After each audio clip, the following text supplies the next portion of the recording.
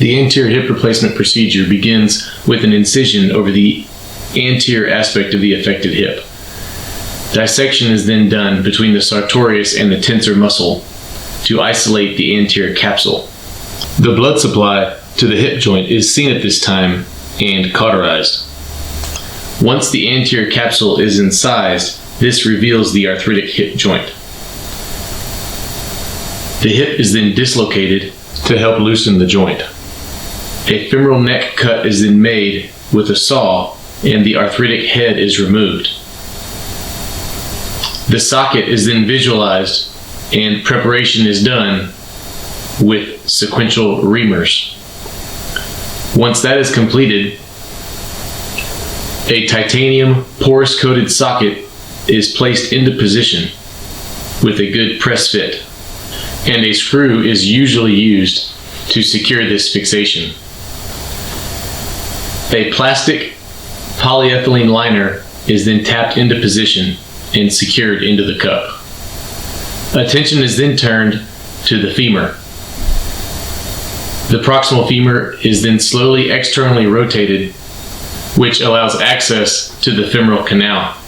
Once the appropriate releases are made, the femur is allowed to be maneuvered in order to gain access. This is the more technically demanding portion of the procedure and involves careful consideration of the soft tissues, and once performed, results in easy visualization and access to the proximal femur for placement of the femoral components. Placement of the femoral components involves broaching from a small size up to a size that fits well within the femoral canal. Once that has been determined, a trial neck and head is then placed on the broach and the hip is reduced into the hip joint. X-ray is then used to confirm good placement of all of the implants, as well as confirm symmetric leg lengths by comparing to the opposite extremity.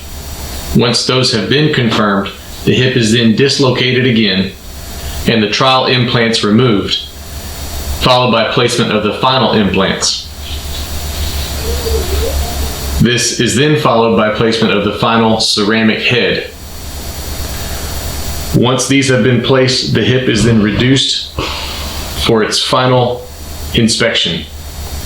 Final images confirm good placement of all implants and symmetric leg length to the opposite extremity.